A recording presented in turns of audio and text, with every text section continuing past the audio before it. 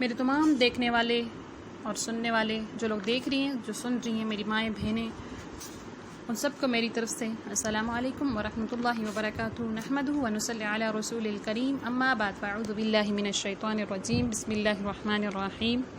ربنا آتنا فی الدنیا حسنہ وفی الآخرۃ حسنہ وقنا عذاب النار وادخلنا فی الجنۃ مع الابرار۔ اللہم اجرنا من النار، اللہم فقہنا فی الدین، اللہم فقہنا فی الدین۔ میرا آج بات کرنے کا انداز تھوڑا چینج ہے۔ جس موضوع پر میں بات کرنا چاہ رہی ہوں وہ تھوڑا مختلف ہے۔ پچھلے 2-3 دن سے، بلکہ 4-5 دن سے انٹرنیٹ پر ایک خبر گردش کر رہی ہے۔ ملالہ یوسفزئی، نوبل انعام یافتہ، جنہوں نے ہمارے اسلام بلکہ پوری دنیا کے مسلمانوں کو للکارا ہے۔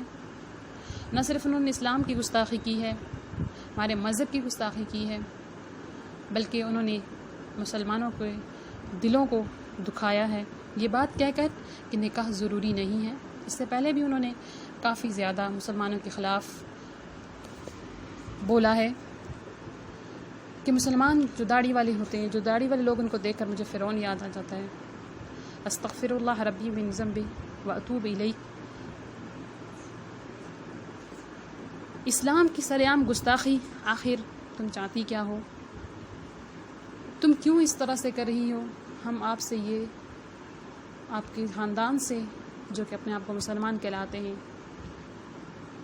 ان سے پوچھنا چاہتے ہیں تمہاری اسلام سے، مسلمانوں سے کیا دشمنی ہے؟ ارے تم اس ماں کی نہیں ہو جس نے تمہیں جنم دیا، جس مٹی نے تمہیں عزت دی، جس دھرتی نے تمہیں یہ مقام دیا، تم تو اس کے خلاف بولتی ہو، تم پاکستان کے خلاف بولتی ہو، تم ہمارے اسلام کے خلاف اپنی زبان درازی کرتی ہو، اسلام اور مسلمانوں کو للکارتی ہو۔ اللہ سے ڈرو، اللہ کے عذاب سے ڈرو، اس دن سے ڈرو جس دن اللہ کے سامنے تمہیں حاضر ہونا ہے۔ یہ دنیا کی زندگی کچھ بھی نہیں ہے دھوکے کے سوا، وَمَا الْحَيَاةُ الدُّنْيَا إِلَّا مَتَاعُ الْغُرُورِ۔ اور یہ دنیا کی زندگی تو دھوکے کے سامان کے سوا کچھ بھی نہیں ہے۔ یہ عزت، یہ دولت، یہ شہرت، یہ سب یہیں رہ جانا ہے، اور ایک نہ ایک دن ضرور اللہ کے ہاں حاضر ہونا ہے۔ باقی رہنے والی ذات صرف اللہ کی ذات ہے۔ کل من علیہ فان ویبقى وجہ ربک ذو الجلال والاکرام۔ ہر چیز کو فنا ہونا ہے۔ بڑے بڑے جابر، ظالم بادشاہ اس دنیا میں آئے، آج آپ کو کسی کا نام و نشان بھی نظر نہیں آتا۔ کہاں گئے فرعون، حامان، ہارون، کہاں گئے وہ سارے؟ آپ کو کوئی نظر آ رہا ہے اس دنیا میں؟ ایسے لوگ اس دنیا میں آئے جن کو اللہ تعالیٰ نے بہت کچھ دیا، اور جب اللہ نے ان کو بہت کچھ دیا تو اپنے آپ کو خدا سمجھنے لگے۔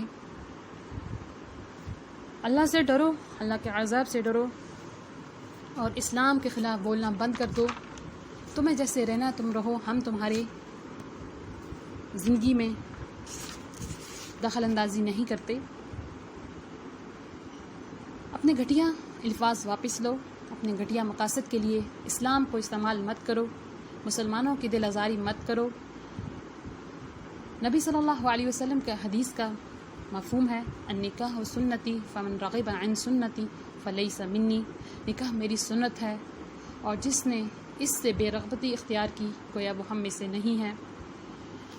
نبی صلی اللہ علیہ وسلم کی سنت ہے، اور میرے اللہ تعالیٰ کا حکم ہے نکاح کرو، نکاح کو عام کرو۔ نکاح مسلمان عورت کا سب سے بہترین زیور ہے، مسلمان عورت کا سب سے بہترین زیور ہے تو وہ نکاح ہے، جس کو وہ ہمیشہ اپنے گلے میں پہن کر رکھنا چاہتی ہے۔ اور اسلام نے عورت کو جو آزادی دی، اسلام نے جو عزت دی وہ کسی اور مذہب میں ہمیں نظر نہیں آتی۔ اسلام سے پہلے بیٹیوں کو زندہ دفن کیا جاتا تھا۔ جس گھر میں بیٹی پیدا ہو جاتی تھی اس گھر میں صف ماتم بچھ جاتا تھا۔ بیوہ عورتوں کے ساتھ زیادتیاں کی جاتی تھی، ان کے ساتھ بدسلوکیاں کی جاتی تھی۔ لیکن جب اللہ تعالیٰ نے نبی صلی اللہ علیہ وسلم کو اس دنیا میں بھیجا، شریعت کو بھیجا، قرآن و حدیث کے ذریعے اللہ نے عورت کی عزت کو اتنا بلند کیا کہ قرآن میں سورہ نساء نازل کر دی۔ سبحان اللہ، پوری ایک سورت اللہ تعالیٰ نے قرآن پاک میں عورتوں کے بارے میں نازل کر دی۔ قرآن میں جا بجا ہر جگہ عورتوں کے ساتھ حدیث میں حسن سلوک کرنے کا حکم دیا گیا، عورتوں کو برابر کے حقوق دینے کا حکم دیا گیا۔ اللہ کے رسول صلی اللہ علیہ وسلم نے فرمایا، آخری وقت میں، آخری خطبہ حجۃ الوداع میں، لوگوں غلام لونڈیوں کے بارے میں، عورتوں کے حقوق کے بارے میں اللہ سے ڈرتے رہنا، اللہ سے ڈرتے رہنا، اس سے بڑھ کر اور کسی مذہب میں ایسی آزادی، ایسی عزت کسی بھی مذہب میں عورت کو نہیں دی گئی جس طرح سے اسلام نے مسلمان عورت کو عزت دی ہے۔ اور سب سے بڑھ کر جب ایک مسلمان عورت کا نکاح ہو جاتا ہے اور وہ جو مرد ہوتا ہے جس کو اللہ تعالیٰ نے الرجال قوامون علی النساء کہا، وہ اس کا حاکم ہوتا ہے، اس کی حفاظت کرنا، اس کا نان و نفقہ دینا، اس کے گھر کی ذمہ داریاں، وہ اس عورت کی جتنی بھی ذمہ داریاں ہیں، اس کے کھانے پینے کا، ہر طرح سے اس مرد کی ذمہ داری ہوتی ہے۔ وآخر دعوانا ان الحمد للہ رب العالمین۔